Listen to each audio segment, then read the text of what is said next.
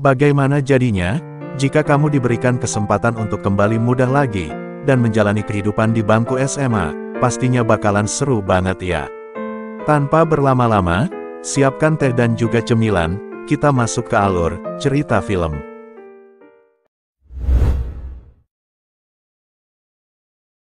Film dimulai dengan memperlihatkan seorang pria pengangguran berusia 27 tahun, bernama Arata Kaizaki. Sebelumnya, Kaizaki pernah bekerja di sebuah perusahaan selama 5 bulan, namun dirinya harus berhenti, karena teman seniornya yang bernama Saiki telah dipecat, akibat berbuat kesalahan yang bukan dia perbuat, dan Saiki mengakhiri hidupnya dengan terjun dari sebuah stasiun. Suatu ketika, seorang teman nongkrongan mengajak Kaizaki untuk minum-minum, karena hari itu merupakan hari gajian. Karena gengsi serta berbohong dengan pekerjaannya, Kaizaki mengiyakan ajakan teman-temannya. Bahkan Kaizaki rela mengeluarkan uang untuk membayar supaya temannya tidak mencurigainya.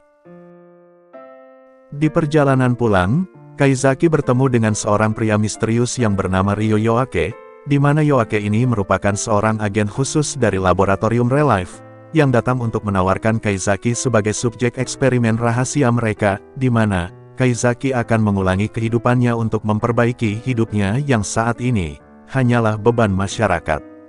Yoake menjelaskan kalau masa eksperimen itu hanyalah 1 tahun, dan selama 1 tahun itu, semua biaya hidupnya akan ditanggung, dan sebagai hadiah akhir saat eksperimennya selesai, Kaizaki akan dicarikan sebuah pekerjaan.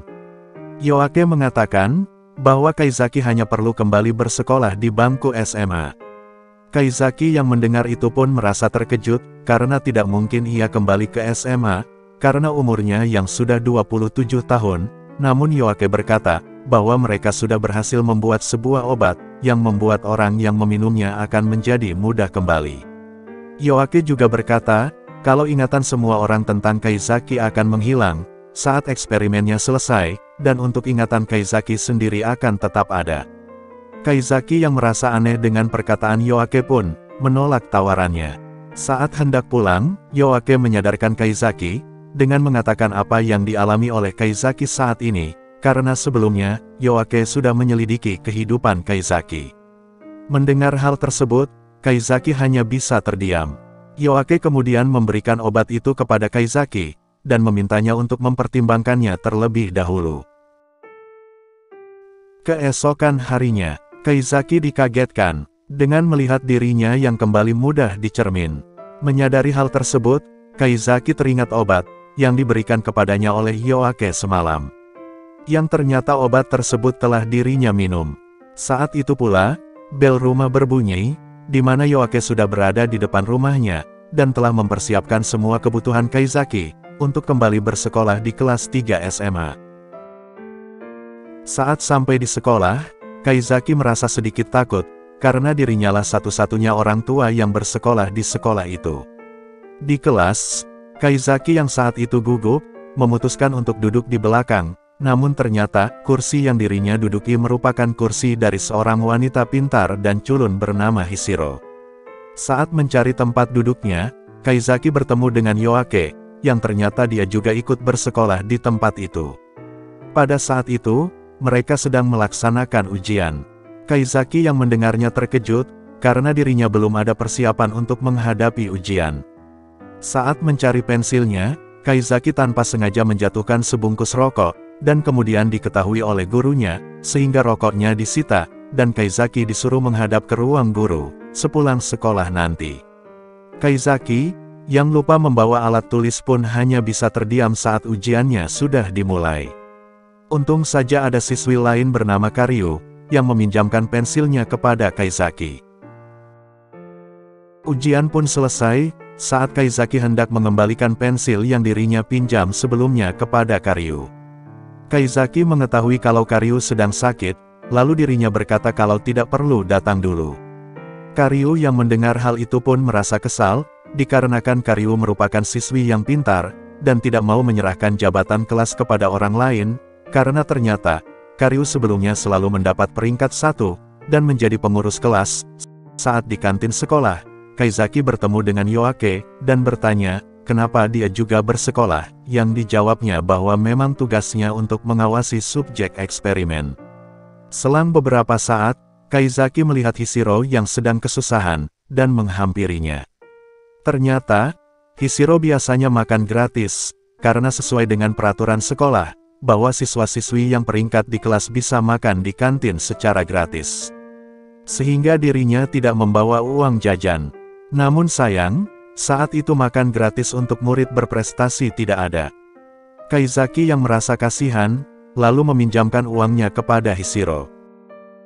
Saat waktu pulang sekolah, Kaizaki datang ke ruang guru, untuk menerima hukuman karena tadi dirinya yang kedapatan membawa rokok ke kelas. Di loker sekolah, saat hendak pulang, Kaizaki bertemu dengan Hishiro, kemudian mereka pulang bersama. Di sini, Hishiro bercerita, kalau dirinya membosankan yang menyebabkan dia tidak mempunyai teman. Dirinya pun meminta saran kepada Kaizaki, yang dijawabnya kalau Hishiro harus lebih sering tersenyum kepada orang lain. Kemudian, Hishiro memperlihatkan senyumnya yang membuat Kaizaki takut. Karena senyumannya yang tidak seperti yang dibayangkan oleh Kaizaki. Lalu Hishiro meminta nomor telepon Kaizaki karena Hishiro sangat ingin berubah dan memiliki banyak teman. Keesokan harinya, saat di sekolah. Karena mendapatkan nilai yang bagus, siswa bernama Oga dan Hishiro akan menjadi pengurus kelas, dan mereka juga diberikan pin perak yang bisa digunakan untuk makan gratis di kantin sekolah, dan dibebaskan dari biaya SPP. Sedangkan Kaizaki mendapatkan nilai yang cukup buruk.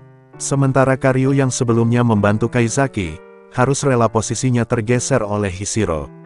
Saat pulang sekolah, Kaizaki bersama-sama dengan Oga, Karyu dan satu siswi lainnya bernama Onoya.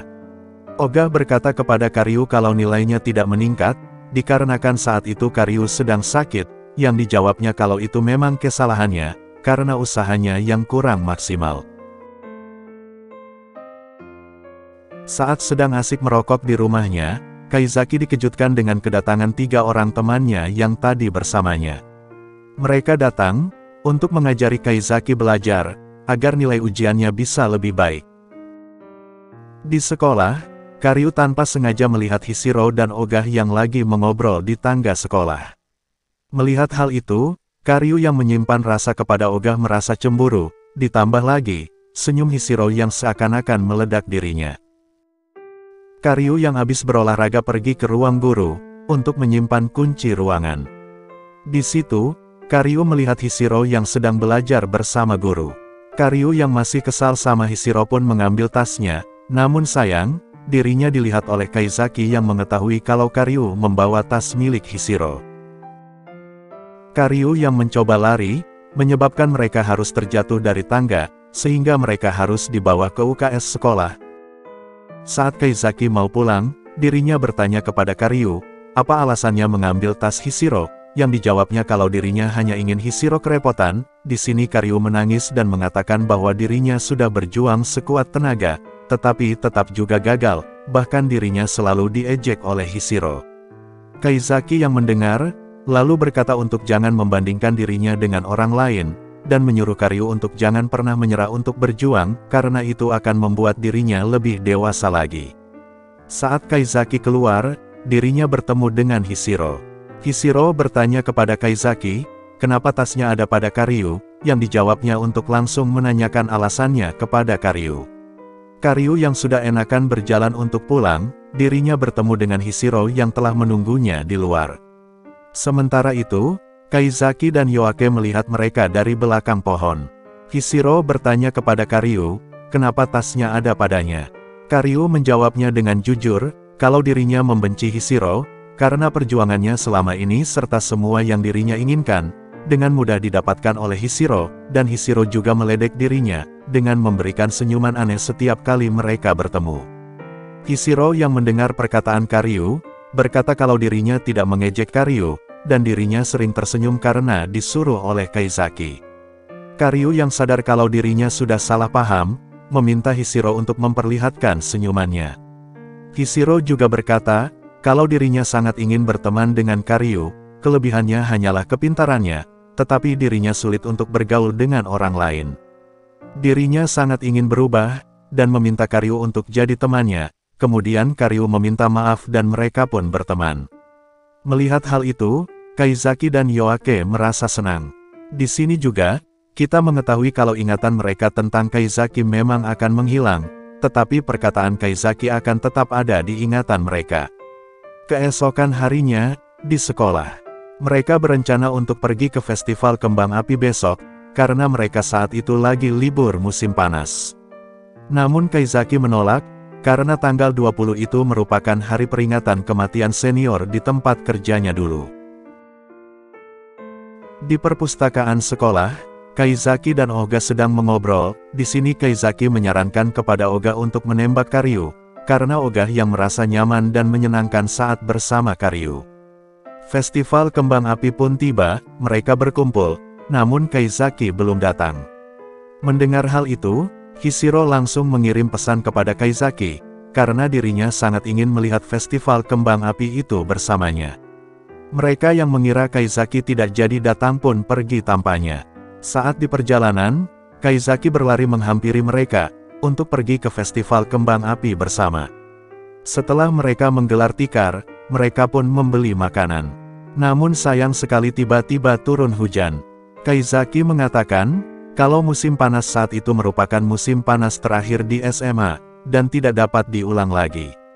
Mendengarnya, Oga langsung pergi, dan menyatakan cintanya kepada Karyu, lalu mereka berlari bersama di derasnya hujan. Di sekolah, mereka tidak bertemu dengan Kaizaki yang membuat Hishiro merasa khawatir, dan pergi ke rumahnya. Hishiro mendapati Kaizaki yang sedang sakit, kemudian merawatnya. Kaizaki bertanya kepada Hishiro apakah dirinya sudah belajar untuk ujian masuk universitas, yang dijawabnya sudah. Di sini Hishiro berkata kalau dirinya akan masuk universitas luar negeri. Scene berpindah, di sekolah, mereka sementara sibuk untuk mempersiapkan konser band dan tarian. Kaizaki dikirimkan sebuah pesan oleh Hishiro, yang berisikan sebuah video dirinya yang lagi latihan. Saat itu Oga melihat Kaizaki, yang menyebabkan dirinya ketahuan sedang melihat video Hishiro yang sedang latihan. Oga menyarankan kepada Kaizaki, untuk menembak Hishiro. Saat acaranya dimulai, tibalah saatnya untuk mereka tampil. Selang beberapa saat, terjadi sebuah keributan yang disebabkan oleh Kaizaki yang ingin melindungi Hishiro. Acaranya pun selesai, Kaizaki dan Hishiro sedang membersihkan poster. Hishiro berkata kalau dirinya tidak suka kekerasan. Kaizaki yang mendengarnya pun meminta maaf. Saat itu juga Kaizaki menyatakan perasaannya kepada Hishiro, namun sayang, Hishiro menolaknya dan langsung pergi meninggalkannya. Mereka berdua pun jadi canggung saat bertemu. Kaizaki yang merasa putus asa, bahkan ingin mengakhiri eksperimen real life yang dirinya sudah lalui setengah jalan. Saat Kaizaki dan Yoake mampir di makam senior tempat Kaizaki pernah bekerja, mereka bertemu dengan adik seniornya, yang menceritakan kalau kakaknya pernah berkata, kalau ada seorang junior di kantornya yang peduli dan selalu menyemangatinya untuk selalu berjuang. Mendengar hal itu, Kaizaki yang sebelumnya ingin menyerah, akhirnya membatalkan niatnya dan ingin kembali berjuang. Keesokan harinya, Kaizaki merencanakan sebuah perjalanan dharma wisata bersama mereka, saat hari kelulusan. Kaizaki juga mengajak Hishiro dan Yoake untuk ikut bersama mereka. Tak terasa ujiannya telah selesai mereka lalui, dan mereka semua lulus dengan nilai yang bagus. Saat pulang sekolah, Hishiro menghampiri Yoake, yang ternyata, Hishiro juga merupakan objek eksperimen real life, sama seperti Kaizaki. Bahkan Hishiro telah melakukan 2 kali eksperimen real life, karena sebelumnya, Hishiro yang belum bisa merubah dirinya. Hal ini juga menjelaskan, kenapa Hishiro menolak cintanya Kaizaki, dan dirinya yang akan kuliah di luar negeri.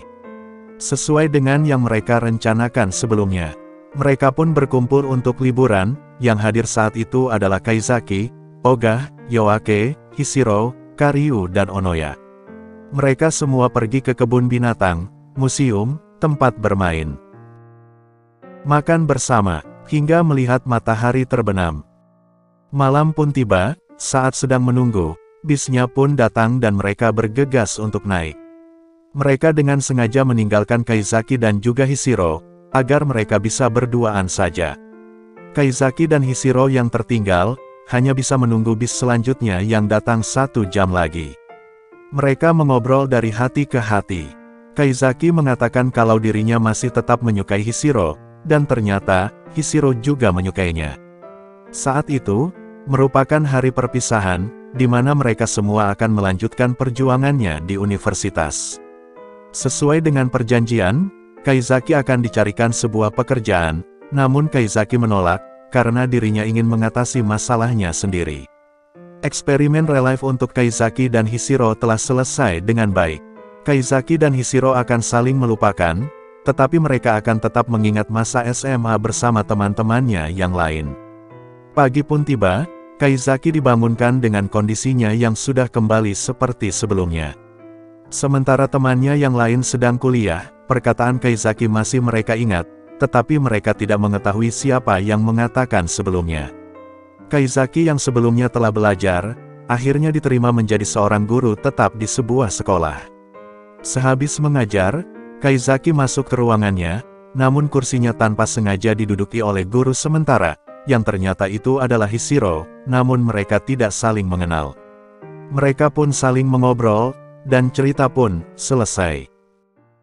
Kita dapat mengambil pelajaran dari film ini, bahwa seharusnya kita tidak boleh membandingkan diri dengan orang lain, tetapi kita harus fokus untuk menjadi yang terbaik dari diri sendiri, dan teruslah berjuang untuk mencapai tujuanmu, karena setiap perjuangan akan membantumu tumbuh sebagai individu yang lebih baik. Kami dari CCR Channel, pamit undur diri. Jangan lupa klik tombol like dan subscribe. Terima kasih.